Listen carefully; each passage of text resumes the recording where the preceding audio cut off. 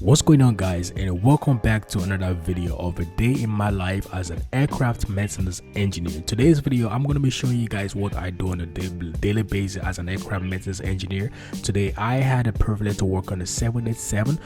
So basically I had to do an inspection on the 787 engine, which I'm going to be showing you guys how to open the fan cowl and the thrust reverser for the 787 engine. Opening up the fan cowl and the thrust reverser for this engine is pretty easy, but it's so different compared to all the other aircraft I have personally worked on. Like I told you guys, I'm still building my experience on the 787. For the fan cowl, it's held together by the latches, but the thing is, opening of the fan cowl uses a system called the PDOT. So that's the power door opening system. Because of the weight of the fan cowl for the 787, it's going to be really hard, and also the height. So they install this electrical system that helps you to open the fan cowl. Well, like I said, it's a pretty easy process, just so different from all the aircraft I have personally worked on, right? But there's something really important about this opening rod, right? When the rod actually holds in place, there is a yellow mark that shows the rod is actually secured properly. If you do not see that yellow stripes, that means your door is not secured properly. And on the fan cowl, there's also another backup rod, which you have to manually attach it to the engine. So basically, from the fan cowl, it's been attached to the engine, which I'm going to be showing you guys in this video, right? Pretty easy, like I said. The only difference is the weight, the size, and also the 787 uses a PDOT system, right? I'm gonna do the same thing on the inboard side of the engine, but I'm going to make you guys listen to the sound of the door and also the latch.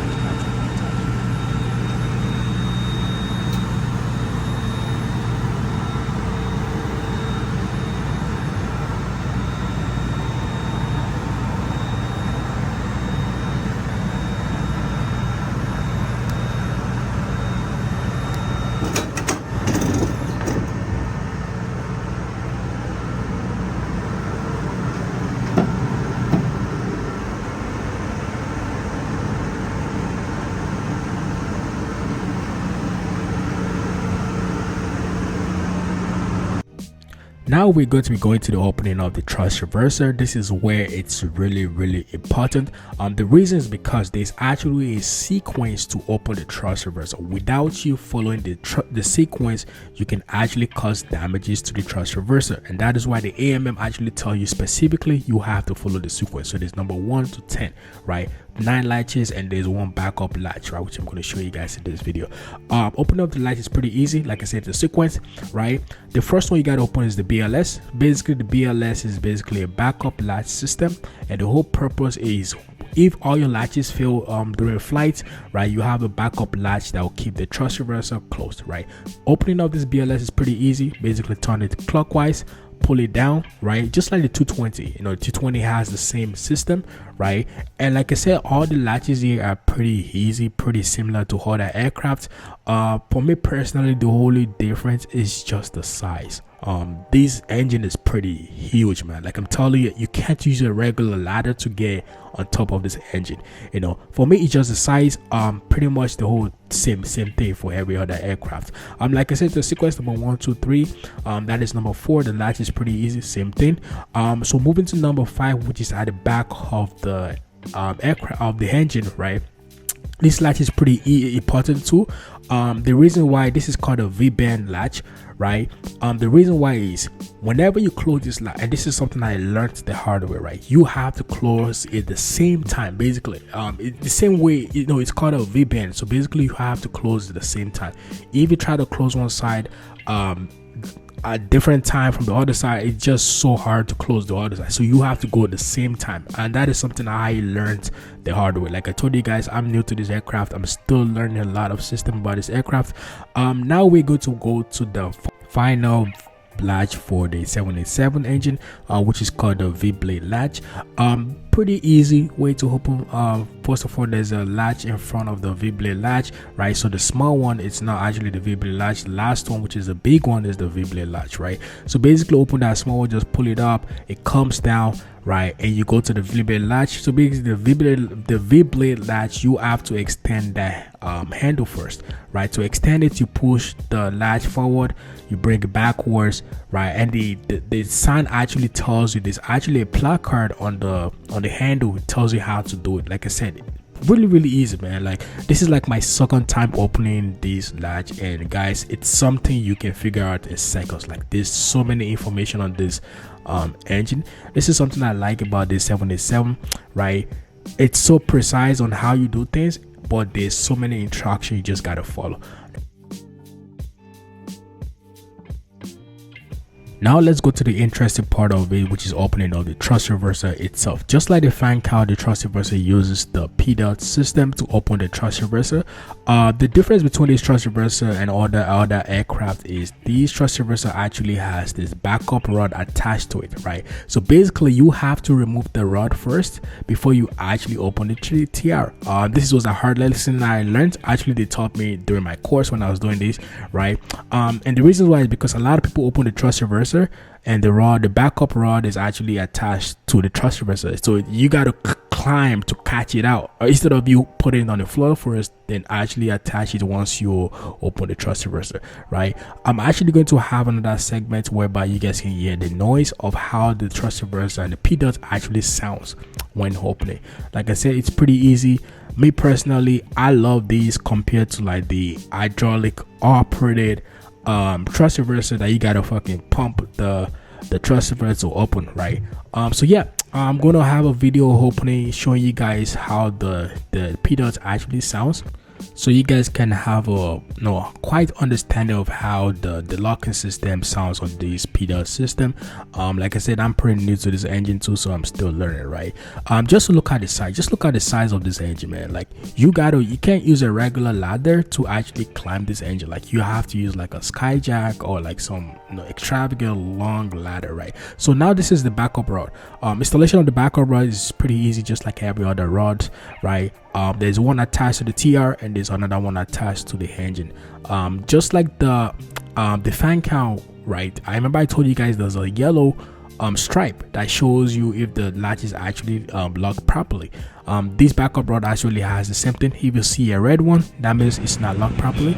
If you see the yellow one, that means it's locked properly. So you guys can have a feeling of how the PDOT sound. This is the sound.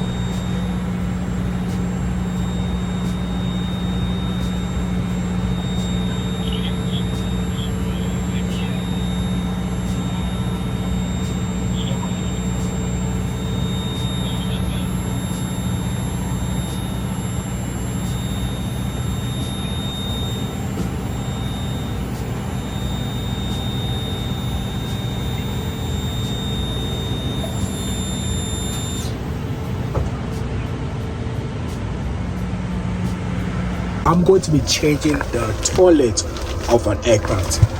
This installation and removal, it's pretty easy. I've done it before, but there's some precautions you got to take in place. The first thing you have to do is to isolate the water valve, right? Even look at the side of the panel right beside the toilet, right? There's a water valve here, and the purpose of the water valve is to basically isolate the water, just like your sink at home, right? You can isolate the water through the water valve, right? So that is the first thing I'm going to do, is to shut off the water. As you can see, there's a placard that tells you which of so you have the valve for the sink, and you have a valve for the toilet. This is the valve for the sink, and the one at the back is the valve for the toilet. So that is the first thing I'm going to do. Then after that, I'm going to isolate my circuit breakers, so we can pull out my circuit breakers. Then after, I'm going to be removing this the seat for the toilet, which is pretty easy. I'm going to show you guys the whole process basically. All right.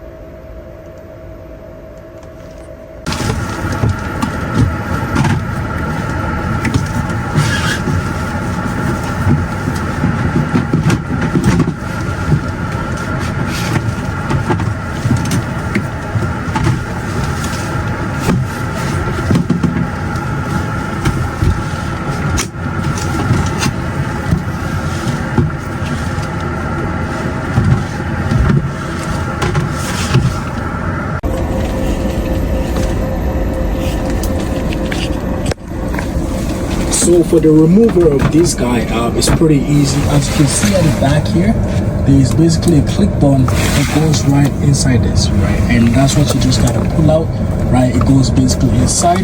All you gotta do is just latch it there, right, and pull it out basically, which is pretty easy, nothing complicated, right? So now I'm gonna remove the actual toilet. I'm sorry it's a little bit nasty right now. I don't want to show you guys the whole shit, everything, but yeah, to remove the toilet is pretty easy. I'm gonna be showing you guys the point where I'm going to remove it. Okay. Alright guys, so we are about to remove the toilet. So right now I already removed the seat that covers the toilet. In order to remove the toilet, it's pretty easy, like I said. You see there's a can of plugs here. So we're gonna remove the can of plugs. There's a water valve here, right? There's a jumper that you gotta remove. And the bolt is wireless. So you have one, there's one also on the side here. Two, right? And also you gotta remove this one. Now, anyways, I have my AMM here. I'm gonna be checking my AMM for the procedure. So I'm gonna be showing you guys everything, alright?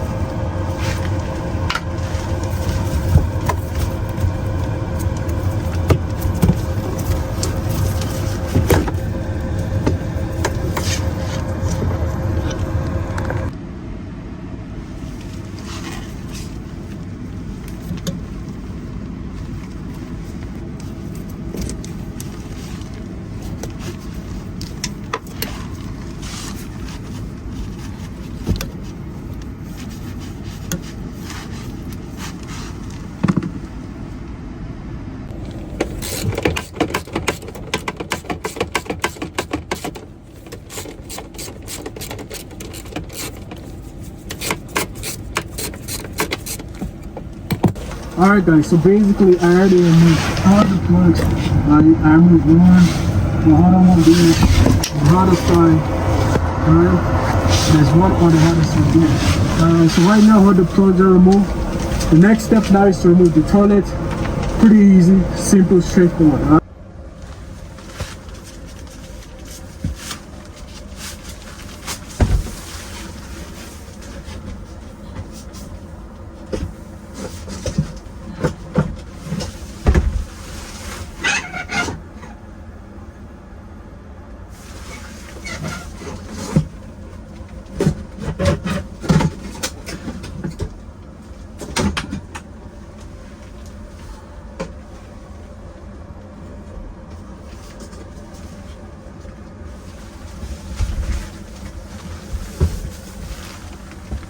Hopefully you guys enjoyed that short video of a day in my life as an aircraft maintenance engineer. For you guys that are new to my channel, please don't forget to like, share, and subscribe. Love you guys.